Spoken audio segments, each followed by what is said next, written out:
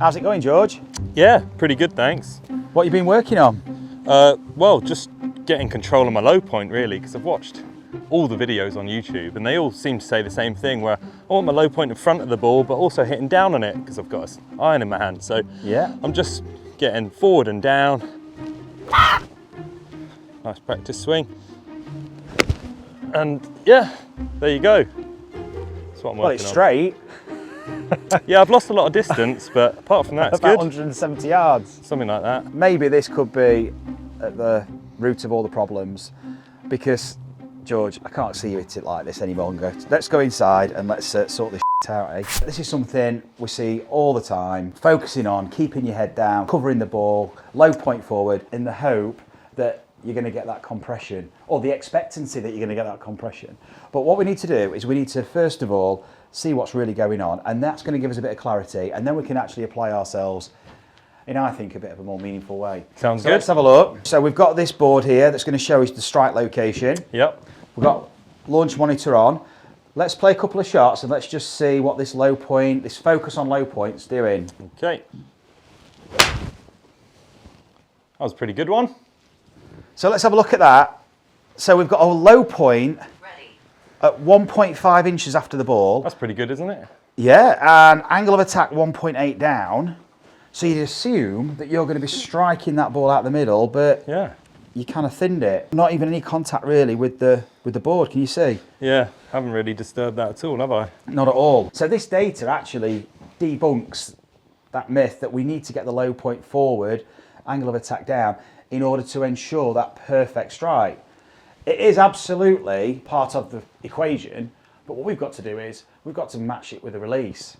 Because essentially what we've got a golf club that's travelling on its way down, but before it gets to that low point, you're releasing it early, and now it never gets to the low point. The leading edge presents to the ball, and now we've either got a strike before the ball, or if we miss the ground, we've got that thin, whilst it's travelling on its journey to that low point. So it never really gets to that low point because you struck the ball and you've reacted, and all this is taking place whilst you're trying to keep your head down and stay down. Yeah, I was trying to cover the ball, if I'm honest. And it's not always going to result in a perfect strike. In fact, quite often it results in this kind of look. Yeah. Through impact and after the impact. I've filmed myself and I've seen that chicken win a fair few times.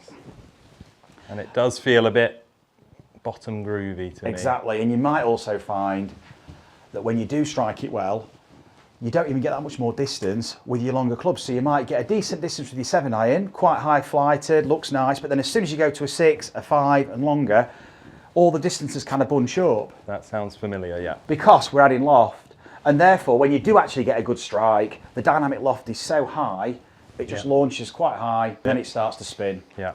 And therefore, not only are we struggling then when it gets windy, but then when we get to a driver, we've got a low point that's down and a lot of loft. We actually have to keep the low point forward because we're so used to presenting so much loft at impact that we actually need to use this body movement to get a strike, but this prevents us from using the ground properly, and that's what I want to show you. Yeah, I've noticed I'm going down as the club's going down as well. Exactly, and that is what we need to focus on. The complete opposite. The perfect place for this, George, is our outdoor true strike mat. Oh, the homegrown mat. Zero margin for error, perfect feedback. So we see this often. We see people trying to ensure a strike, just like you're doing, keeping the head down or keeping down over the ball. And what this is preventing us from doing is actually using the ground, because we need this then in order to strike the ball because of this early release. So at the heart of this is the early release. But just like you said, as the club's going down, you're going down. Yeah, that's what I feel like. But you have to, because as you're releasing this golf club and you're adding loft, essentially bringing the leading edge up, you actually have to move the body in this direction to get a strike, and that's when all this chicken wing action and all that business and whatever you want to call it takes place. Starting to make sense now, yeah. So what we need to do is we need to experience first what it feels like for us to actually extend and go up as the club goes down. So what I'd like you to do is just take your stance, okay, and just with both hands on the club, just make half a backswing for me. And now just flex your knees. And what I want you to do is push up off your toes. You don't have to rotate to the target. All we're thinking about is vertical motion. I just want you to extend, you stand up and just strike the ground.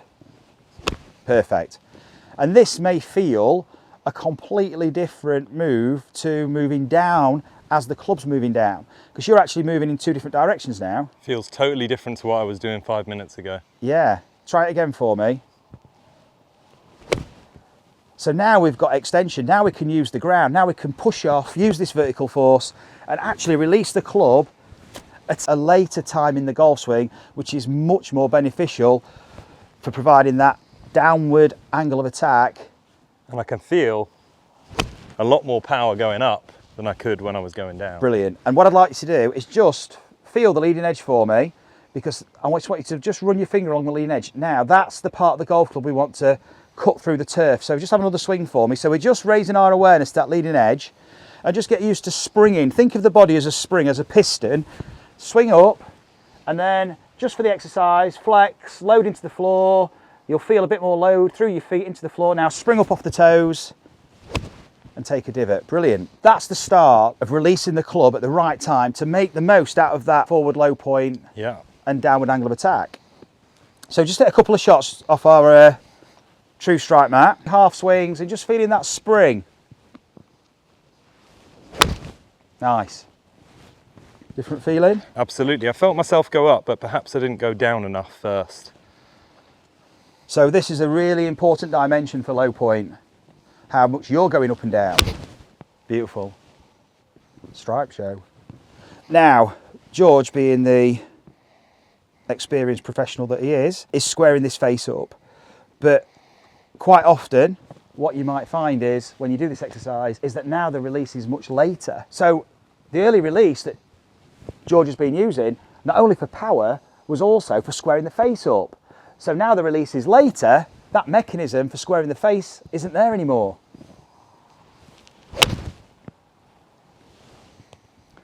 A la the last shot there. If you love the coaching and want to experience the effects of the training that you see with our pupils, you can purchase the GRFI system yourself by following the link in the video description. You'll get all the equipment and a 2-hour download covering all the fundamentals, exploring your movement and how you can use the ground and create those all-important ground reaction forces and transfer them through to clubhead speed and experience the gains that you're seeing in the videos. So we've got to experience what it's like to rotate the club face whilst the club head is lagging behind the hands, because what you'll have been experiencing is squaring up the club face this way, which is presenting all those problems.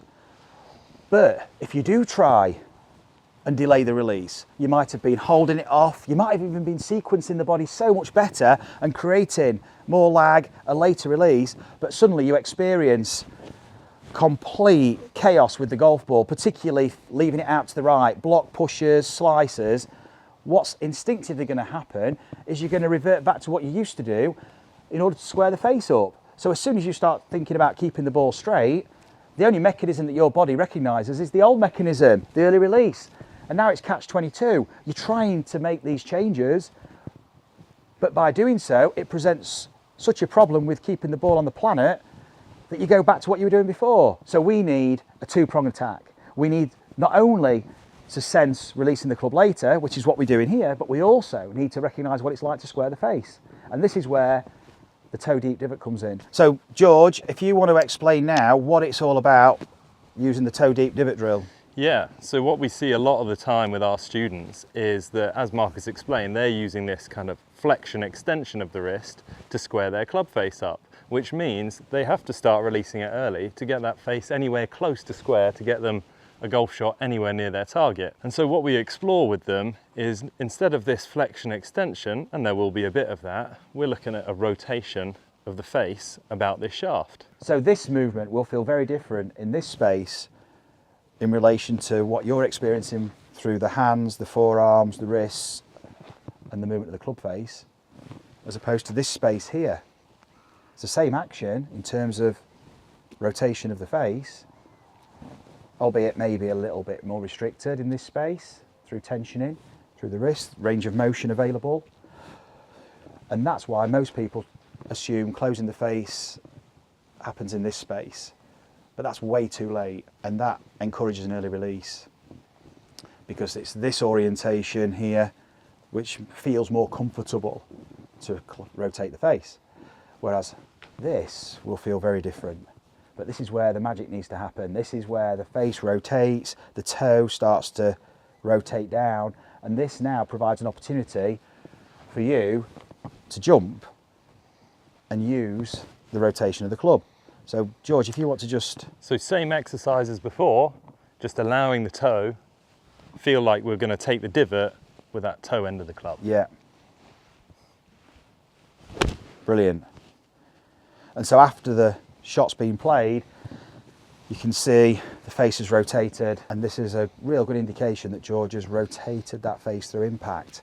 So this will be far more rotated than it would have been through impact because it was rotating, but it started rotating way earlier in the downswing, which gives then us the opportunity to extend. This provides a later hit, a more rotated face, and the ability now to square that face up easily, pushing off the ground and starting to play different kinds of shots.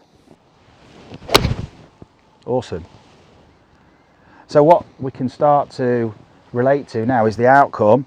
So that shot was a great shot, great strike. Started slightly right, which is great for the draw, but it had a little bit of draw, but it kind of hung out to the right a bit. So what George can do now is start to play around with the amount of rotation he's applying. So you can do that again with this exercise and just feel like using more of the toe to get that divot. That's it, that feels better.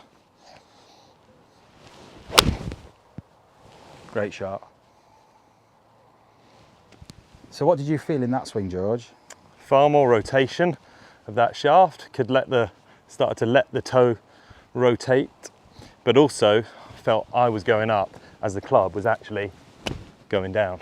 And some people might misinterpret this and think it's an early rotation, almost like rolling and flipping the club, and that this is counter to what you'd see at the moment. What's kind of current on trend is kind of Hovland, Dustin Johnson, Koepka. You don't see much rotation, but how does this rotation actually help stabilise the face and not create this flip roll action that people assume would take place? Well, that's because I'm going up, which is accelerating my rotation, and as I rotate, you resist the rotation of the club face. I resist the rotation of the club face. Exactly. So if I were to not have any of this rotation about the shaft, and I were to just rotate my body, I'd have a wide open club face, and that's the shot you saw me hit earlier.